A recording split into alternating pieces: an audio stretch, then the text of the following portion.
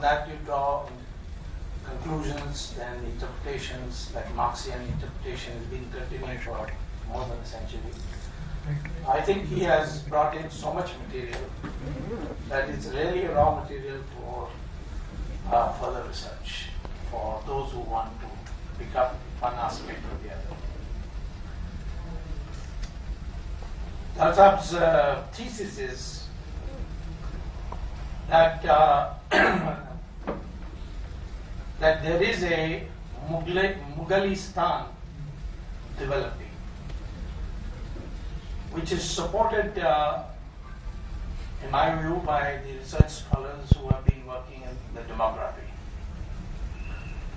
It's very interesting that we have created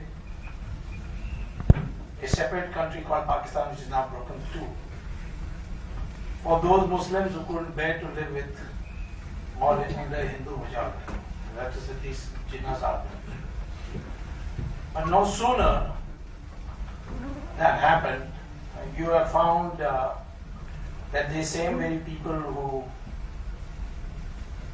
were for whom this separation was created have come back through infiltration and illegal immigration to live in this country. You also would find even today amongst Kashmiri Muslims, a lot of them in Bangalore and in southern states, because that's the only place they can get employment. So we now find demographically there is a change in the composition. Some by infiltration, some by forcible evacuation, like Kashmir. Kashmir, the Hindus, particularly the Pandit community, has been driven out, and they are in different parts of the country, some of them in refugee camps. So he is arguing that if we don't meet this challenge of creating a corridor, so to speak, in northern India, we will have to have, we will see that India is converted to battleground. I mean, this is as sharp a picture I can draw from his rather sophisticated analysis where he has put it in these words. But I'd like to read two paragraphs or two parts of paragraphs which really he has posed a question.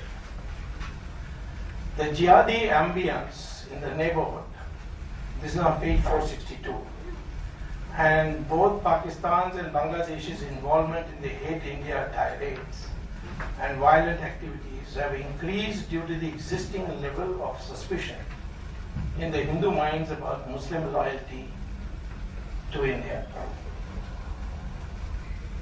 This suspicion has deepened in several layers of Hindu society. Coupled with the recent history of pre-partition, high-pitched communal hostility, these developments have widened the gulf between Hindus and Muslims. It's no matter how much we speak about how we can be common, how much commonality we have in music, art, etc. This, in my opinion, on the basis of my touring in the country, speaking to people, is one major reality which poses a question. The second is, in the paragraph below, most Hindus believe that irrespective of ideological colors of the Indian Muslims, the community in general believes in the Quranic dictum of jihad against non-believers. Now, this is also in a question form I will put it. Because recall what happened to Germany in the 1920s. After the humiliating defeat in World War I, the German people felt greatly humiliated and wanted an articulation in nationalism. But the elite of the society, who were called social democrats, they refused to do it, saying that this is chauvinism that we cannot participate in. Like today, people speak very blandly about secularism and composite culture. But the anger grew, and one corporal by the name Hitler emerged on the scene and he said horrible things. But Nobel Prize laureates used to stand in queue to meet Hitler. And a madness grew till you saw what happened. And I would say that I congratulate Dhar because we need to grapple with this question. The two questions it exposed. He has also elaborated in page 463, bottom part. Would the jihadi ambience prevailing in several parts of the Muslim world and India's neighborhood jeopardize the country's territorial integrity? And would the demographically increasing Muslim population demand creation of another homeland? The secularism practiced by India is limited to a legal concept and certain peripheral aspects positively impacting the sections of Muslim society. These approaches by political parties and sporadic and pedantic dissertations by scholars, some blaming Hindus, some castigating Muslims, cannot address the deep layers of the identity crisis and the cultural, religious conflict situations. Since there are no visible efforts to address the problem, the Hindu reactionism and Muslim separatism from any quarter, it appears that India's destiny hangs in the balance. Somehow societies have to live uneasily to separate ideological worlds, an apparently irreconcilable legacy of the two worlds for the two peoples. I think he has put his finger on the right question that is bothering not only India but the United States, Britain, and so on. What is India's identity? Samuel Huntington, Professor at Harvard, wrote a book on who we are. He's more famous for the Clash of Civilizations, but his more recent book, Who We Are, he goes into great detail and he says, yes, there's a lot of different peoples, different colors, but the identity, if you believe in the heart, there's tremendous support for him in America on this. The identity of America is white, Anglo-Saxon, Protestant, Christian, English-speaking. And when people pointed out to him that you have so many Mexicans, you have Indians, you have this, you have blacks, he said that may be, but the identity of America is this. This is how America is known. And he quoted a 1931 Supreme Court judgment of the United States, which declared that the United States is a Christian country. We know it's not a 100% Christian country. It's not even 80% Christian country. On 17th December, BBC quoted the Prime Minister of Britain, Mr. Cameron, saying that, let me set all matters in doubt, at rest. Britain is a Christian country. And there's nothing wrong with preaching that. There are those who think, he said, that just because we speak up for Christians, it means that we are running down other religions. Now this is a trend. West German Chancellor has said that multiculturalism has failed. And this ideology is spreading, this way of thinking is spreading, and we have to come to grips with it. And you have to articulate it in such a way that the fanatics don't get control of it. To my Muslim friends, I always pose four basic questions. I would like to see how this articulate spokesman who sacrificed a very blushing career with Rajiv Gandhi for what he believed in and for which he will always be admired. We admire him. 4 questions are, why when India was 100% Hindu, there were never any problems with Parsis and Jews and even the Arab Muslims who came and were known as Mughals in Kerala?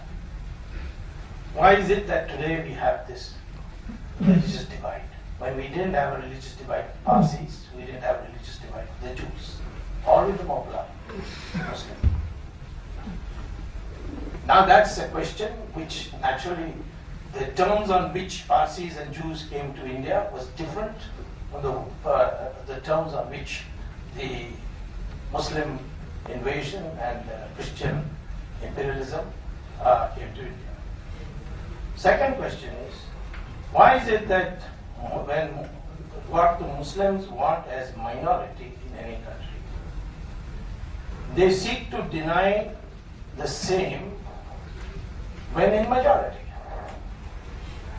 Take for example a Muslim majority country like Saudi Arabia. Will they let you build a temple there? No. Will they let you celebrate Diwali inside your house? Leave aside celebrate outside the house? No. Will they allow you to go to work with the Ramchandraji's photo in your pocket? No. And there are severe punishments if you do. But here, as minority, they say we must have rights. There is no problem. And this extends even to parts of India where Muslims are in majority. Kashmir. In Tamil Nadu, which has only 5% Muslim, there are pockets like what is called as the town panchayat areas. Near Vellore, if any of you are there, please visit it. Male Bishara, 75% Muslim, 25% Hindu, and local bodies election, they get majority, an overwhelming majority. And see the plight of the Hindus. I had to take the matter to the Madras High Court and get an order. And that's there in all the places. The attitude towards Hindus changes in Mau, in UP, is beginning to change in Meerut now. And it has changed in Malappuram completely. In Malappuram, a Hindu cannot sell his property to another Hindu. You have to go visit and see it. This is the reality, ground reality. I have no problems working with Muslims. I have Muslims in my family. But I have got to think of the movement that is happening in the country. So this is a question which they need to answer. That what you want as a minority, you deny when you are in majority. Not only in countries which are called Darul Islam, but within your own country where they are in pockets. Correct. Third question is, why is it that when the majority, non-Muslim majority is united and aggressive, the Muslims do not demand things like separate code, reservations and so on. In Australia recently, an imam said that he didn't want uniform civil code and Muslims should have a separate code. And the Prime Minister there is a lady, and she said, in that case you find a new country. In this country you will not get it. Next day, majority, large number of Muslim organizations condemned the imam, saying that we are quite happy with uniform civil code, but not in India. Because here the majority is not united. And that I think in religious literature, please correct me if I'm wrong, it's called al-taqiyya. Where you make a contract for the time being to, in effect, surrender. Fourth question is, why when in majority, what you permit, you resist when you are in minority. In Saudi Arabia, they demolish masjids every day to build roads. In fact, recently, some time ago, they demolished a masjid where Muhammad used to read namaz. And some people said, oh, at least this should have been left. So the Saudi Arabian government issued a statement saying this is Murti Puja. This is idol worship. Pakistan, they demolish masjids. But here for Ramchandraji, for Lord Shiva and Krishna, only three. They resist fiercely. Because in Ram Janmabhoomi, it's the Sunnis who are resisting, the Shias. Actually, the masjid is a Shia masjid originally. Baki was in a Shia. And the Mutwali, who was living across the Saryu river in Ayodhya, he's given in writing, we don't want this. You build us another one somewhere else. Because as the Supreme Court judgment in the Constitutional Bench, Union of India versus Faruqi says, Masjid is a facilitation center for reading namaz. It's not a religious place. It's a building. I would say tomorrow the Muslim population today says, tomorrow said, build us a new masjid somewhere nearby. We are ready to clear out from Vrindavan, we are ready to clear out from Ayodhya, we are ready to clear out from Kashi Vishwanath. There will be a huge change, and you won't complain. But who will speak up on that? It's no use blaming the mullah. The moderate Muslim also is very, very careful in what he says. So I would conclude by saying that we have an identity problem. What is India? The world over, we are not known. I mean, we may have isolated things like the Taj Mahal, but India is known as a land of a continuing civilization. Muslims are essentially a part of that because according to DNA, Muslims and Hindus have the same DNA. I am ready to give you the research. It's published in a journal in the University of Cambridge. And it is now a subject of research, extensive research in Houston and in Mysore. And it's true applied for the Brahmins, Kshatriyas, Scheduled Castes, everybody has the same DNA. And is the same race. In fact, I got Raj Thakure's hair and one taxi driver's hair tested and found they have the same DNA. And I made an announcement also, saying either Raj Thakure has come from UP or he has no difference between a UP wala and a Marathi. This research is available to you anytime. You can even get it by Google. So, what is the identity? I say the identity of India is Hindu or those others whose ancestors are Hindus. And I don't see what is objectionable in that. I know a large number of Hindus, Muslims who can identify their grandfather as a Hindu. Many of them have still their old names like Malik and Chaudhry and so on. So if the Muslim were to say, I'm not saying that you should be forced. I can give you examples of how one can be persuaded, but I'm not forcing anybody. But if the Muslim was to say that I am part of this country, like the Sufi, recently the Sufi Sammelan took place, they are also Sunnis. And he said, we are Indians because we are 95% Hindu. This is what Sayyid said. This is what Jawaharlal Nehru told the Aligarh Muslim University in 1948 convocation. That you may be Muslim, I may be Hindu, but we both come from the same ancestors in this country. And let us recognize what unites us instead of what separates us. This is what most others have said. But today it's not fashionable to permit that proximity. But you have a fear that if the Muslims start saying that my ancestors are Hindus, maybe he'll get so close to the Hindus that he may be out of control for the fatwa that might come from my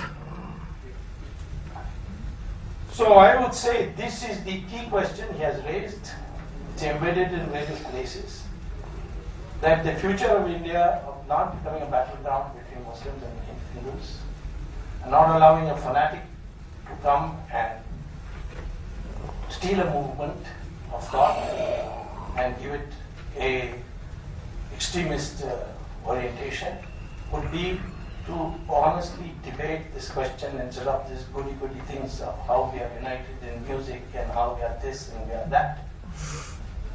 We should threadbare discuss what you can do and what a Hindu can do for Muslim and what a Muslim can do for Hindu, and work out an identity of a Hindustan. Thank you very much.